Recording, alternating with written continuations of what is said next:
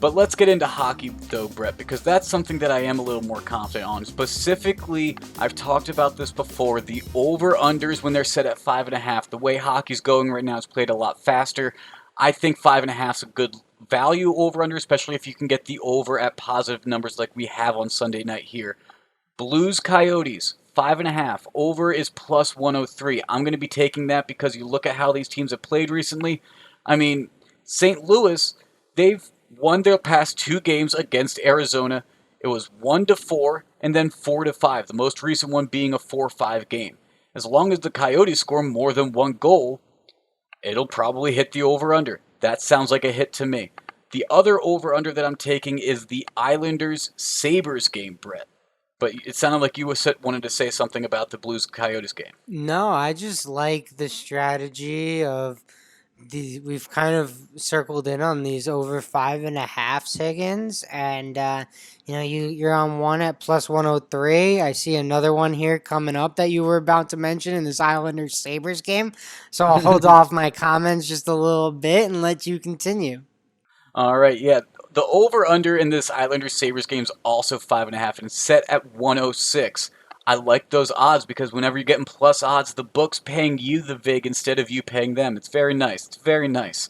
And you look at the recent games, Islanders, they just had a 4-2 win. Sabres, they had a 3-5 loss. So even when they're losing, they're scoring a lot. When they beat the Devils the game before that, it was a 4-3 win. That hits as well.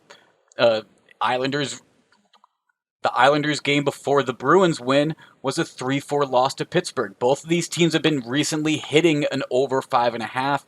I see that to continue when they connect up.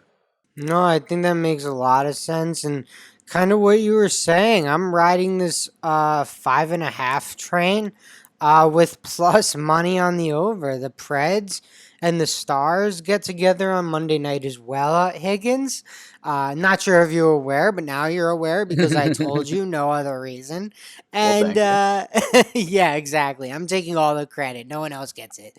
Um, so Nashville and Dallas get together, and these teams are averaging in their games over 5.5 goals in all their games. So I think this is an over at plus 102. Obviously, I'm concerned. Rene's a great goalie in Nashville, so he could certainly be hot on any given night and shut out the Stars, right? But I'm betting on the Stars offense, and I'm betting on the Predators to keep it close and competitive. I mean, you're right. Renee at any point can have a hot night, but that Predators offense is great. I think the Stars have also played really well this season so far. They have a good offense, over 5.5. In a lot of hockey games this year, or in this day and age, I think the over is a smart play with a 5.5. So I see no problem in taking it in most scenarios. The next game that I'm going to be on, the over under is 6.5 though, Brett. So I'm going to find myself in a different spot, and that is Ottawa plus 1.5 on the puck line. Partly because how often do you see plus 1.5 with plus odds at plus 106? Not very often. And the Senators, most recently, they just got a boost of confidence with just their third win of the season, a win against the Winnipeg Jets where they had a last second goal. Almost a money line magic, Brett. They scored with 8.6 seconds left in the third period to win that game. It was a candidate. It was definitely a Loyola candidate. Loyola and Drake won, but that was a candidate. So I'm going to say they're going to ride in with that confidence. The Maple Leafs most recently just lost a 2-1 game against the Canadiens. So who knows? Can the Senators keep it to a one-goal loss? I hope so because it seems like Vegas doesn't, and I think there's a good window of opportunity there. Well, I just like that you gave out the first ever honorable mention. I love that. Like, congratulations, Senators.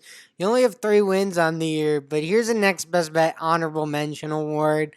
Like, kind of like the second best thing to a participation trophy, I think. So, put that up on your mantle.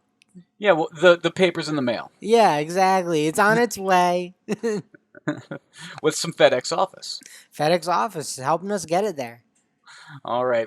There's tons of other hockey games, Brett. I mean, we had 10 lines to choose from as of Sunday night. So, I mean, plenty of great hockey to watch. I mean, even some of the late night games with the Flames Canucks, Ducks Sharks, Chicago Blackhawks, and Detroit Red Wings. That game kind of enticed me, but I feel like it's a trap game. I don't know really which way it's going to go, so I'm going to stay away from it. Any of these other games really stick out to you at all? I kind of like Chicago minus 135 on the money line, Higgins. I don't know if I like it enough to bet it with 135 juice, but it's intriguing. That's like right up my borderline. 135, 140. Like that's where I'm like, that's just too much to bite off. I agree. I agree.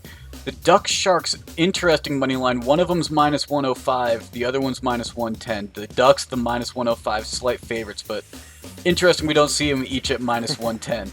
Yeah, that's mean. Just like put them at even odds. Make it a pick 'em.